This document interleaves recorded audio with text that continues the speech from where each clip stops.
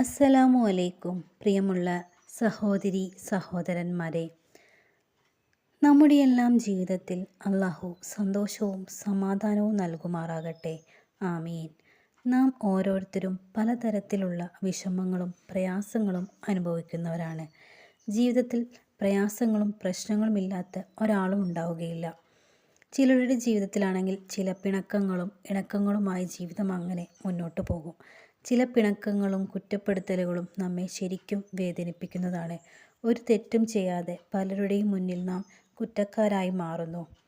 ചില വീടുകളിൽ ഭാര്യയും ഭർത്താവും തമ്മിലും സഹോദരങ്ങൾ തമ്മിലും ചില ഭർത്താക്കന്മാരുടെ ഉമ്മമാർ, സഹോദരിമാർ, ഇവരൊക്കെ തമ്മിൽ പിണക്കങ്ങളും ഒക്കെയായി നമ്മുടെ ജീവിതം അങ്ങനെ മുന്നോട്ട് പോകുന്നു. ഇവരുടെയൊക്കെ പിണക്കങ്ങൾ കാരണം വല്ലാതെ വിഷമിക്കുന്ന ഒരുപാട് സഹോദരിമാർ നമുക്കിടയിലുണ്ട്.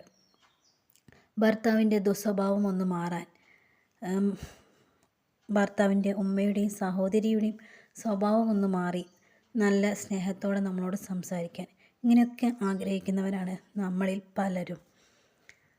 ചില കുടുംബങ്ങളിലാവട്ടെ മക്കളുടെ ദുസ്വഭാവം കാരണം ഉമ്മമാർ വല്ലാതെ വിഷമിക്കുന്നുണ്ട്. അവർ പറഞ്ഞതൊന്നും കേൾക്കാതെ, നമ്മൾ പറയുന്നതൊന്നും കേൾക്കാൻ കൂട്ടാക്കാതെ അവരങ്ങനെ നടക്കുമ്പോൾ വല്ലാത്ത മാനസിക പ്രയാസമാണ് നാം ഓരോരുത്തരും അനുഭവിക്കുന്നത്. ഇത്തരത്തിൽ പ്രയാസങ്ങളും ബുദ്ധിമുട്ടുകളും അനുഭവിക്കുന്നവർക്കുള്ളതാണ് ഇന്നത്തെ ഈ വീഡിയോ. പരിശുദ്ധ ഖുർആനിലെ വളരെ ചെറിയൊരു സൂറത്തായ സൂറത്തുൽ ഇൻഷിറാ എല്ലാ ദിവസവും മഗ്‌രിബ് നിസ്കാര ശേഷം 17 തവണ ഓതിയാൽ നമ്മളോട് ദേഷ്യമുള്ള അല്ലെങ്കിൽ നമ്മളോട് പിണക്കമുള്ള നമ്മുടെ മക്കളുടെ ദുസ്വഭാവം ഒന്ന് മാറാൻ, എല്ലാ പ്രയാസങ്ങളും മാറി അവരുടെ സ്വഭാവം ഒന്ന് നല്ലതായി കിട്ടാൻ വേണ്ടിയിട്ട് ഈ ഒരു സൂറത്ത് എല്ലാ ദിവസവും മഗ്‌രിബിന് ശേഷം 17 തവണ ഓതിയാൽ മതി. ആരുടെ മനസ്സാണോ നന്നായി വരേണ്ടത് അവരുടെ പേര് മനസ്സിൽ കരുതി വേണം നാം 17 തവണ ഈ സൂറത്ത് ഓതേണ്ടത്. ഓരോ തവണ ഓതുമ്പോഴും അവരെ നമ്മൾ മനസ്സിലേക്ക് കൊണ്ടുവരിക. അവരുടെ പേര് പറഞ്ഞുകൊണ്ട് ഈ ഒരു സൂറത്തിനെ ഓതിക്കഴിഞ്ഞാൽ നമ്മുടെ എല്ലാ വിഷമങ്ങളും പ്രയാസങ്ങളും ഈ ഒരു സൂറത്തിലൂടെ നമുക്ക് മാറ്റിയെടുക്കാൻ സാധിക്കും.